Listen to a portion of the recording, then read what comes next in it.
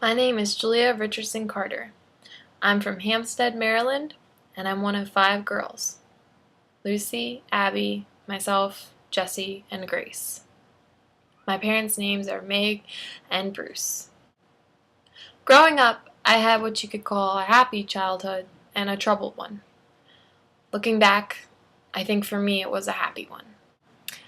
I grew up in Reisterstown, Maryland until I was 2. Then my family got too big to live in a little rancher in the suburbs, so we moved to a more rural area in Baltimore County. We moved to the Hereford Zone and lived on a little farm. For me, that was really a fairy tale childhood. I had everything I ever wanted growing up. I was a little curly blonde-haired girl who liked to pretend that she was Pocahontas all the time. When I wasn't pretending I was Pocahontas, I was writing or drawing. When I was like 7 years old, I wrote a 60-page novel. Probably wasn't very good, but my mom liked it. When I wasn't writing or drawing, I was out riding our pony, Eureka, or I was taking care of the chickens, or playing with my bunnies, or breeding my bunnies, or playing with the kittens, or playing with my dog, Diamond. But my dad lived in a more rural area, and he had a farm and a lot of chickens and ducks and rabbits and stuff like that. And so he always was the one that would support me when I wanted to get animals. He was always coming up with the new ideas. Like, it was his idea to get the goats. He'd take me to auctions and stuff from a really young age. He was always encouraging me to just get as many animals as I could and take care of them all, and it really affected me in a big way. So far, you know about all the blessings I've had in my life, and obviously I'm a very lucky person to be loved the way that I am. Both of my parents nurtured my imagination in every way possible. I played with toys until I was about 16 years old. I sang in an operatic voice for fun since I can remember. Like, most parents would tell their kids to shut up because they were being too loud, but my mom would always compliment me, and I loved being the center of attention, and my mom would always make that possible for me. I would be remiss, though, to not devote some time to probably what I consider the biggest blessing in my life and something that's had the biggest effect on me. My oldest sister, Lucy, was born with epilepsy, and she is mentally retarded. So for me, that's always been a huge part of my life and the way that I look at intelligence and potential in a person. She's now 26 years old. She may not know what 2 times 2 is, but she is the funniest person that I know. And she may not know what a key signature is, but she cried during 9/11, and she cried when my aunt died. She feels the same things that you and I do, just in different ways. She's always been one of the smartest people that I've known, and she always will be, in my opinion, no matter what the doctors say and no matter what other people think. When you have a sister like that, it kind of draws attention away from all your other sisters. But I'm the middle child, so there's 2 before me and 2 after me. Like, out of all of my sisters, besides Lucy, I definitely struggle the most academically. When I was with my family, I was confident in my abilities and having everyone's attention. But as soon as I got around other kids and as soon as I was in a new environment, I willingly took the back seat, if you will, because I didn't think that I was good enough to be like the other kids.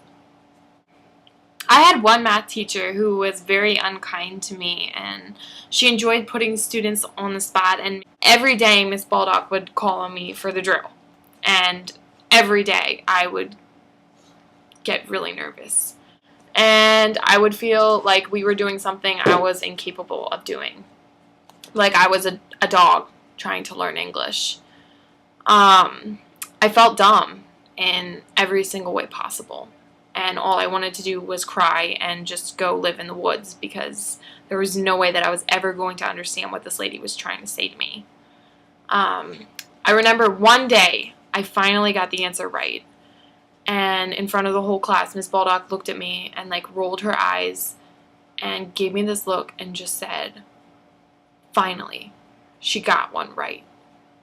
And I remember just being so upset because I was so proud of myself for finally getting one of the answers right. And even when I got an answer right, she was able to remind me that I never do that. And my whole life, I had been extremely competitive and athletic. So I was excited for the run because I knew it was a chance I had to show the other kids that I was actually good at something and I could do something right.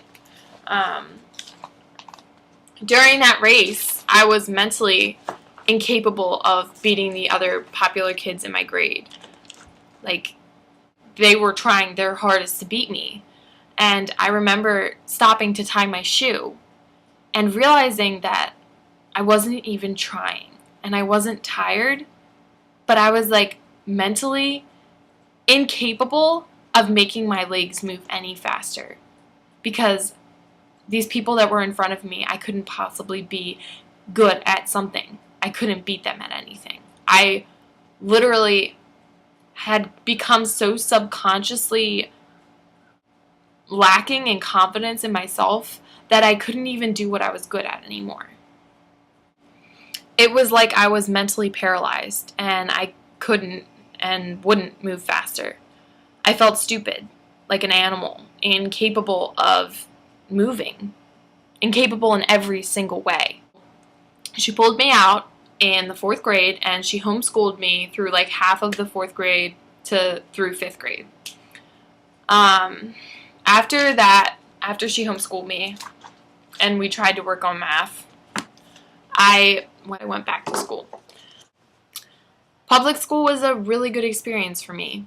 I think that it was sort of a road to recovery because I had spent so much time in my life feeling dumb that it took a really long time for me to get my act together. I know that a lot of things happened in my life and are still happening in my life that public school gave me confidence, and the kids in it weren't snobby to me. I actually had friends. They may not have been great friends, but they were friends, and I didn't feel dumb. People thought I was really smart, me like I was smart. My life has really improved since then, and I think I've really grown as a person, having been exposed to those feelings of humiliation almost every day for a long time. I think my experiences in my life will make me a different kind of teacher. I've already started teaching kids in Baltimore, from Baltimore City and from DC, and I work with them over the summer. My uncle brings them to his farm, and I worked with them this year and did music with them, and then I just spent the rest of the day with them in general, getting them to work together and allowing them to be in a safe environment. I think that because I've felt really stupid in my life, I can empathize with a lot of these kids who, honestly, no one has just ever taken the time to sit down and tell them that they are all special. And I really want to be the person to do that, because someone really needs to do it, because in my opinion, that's where education starts. You get these kids in there that won't even say their names to you, and it's because they think that they're a million in one and not one out of a million. I think that me being a teacher is a chance for me to help kids in even a little way and maybe spark them into realizing that they are special, because I know that most of my life, it wasn't like a sudden thing where one day I woke up and I had a lot of self-confidence. It was little by little, someone saying something and me thinking, wow, maybe I am special. And it's not like a boom, you wake up one day and you're self-confident. It's a little thing, and I think that me being a teacher will give me the opportunity to spark that. I know that I have the ability to change people's lives, and that's really what I want to do.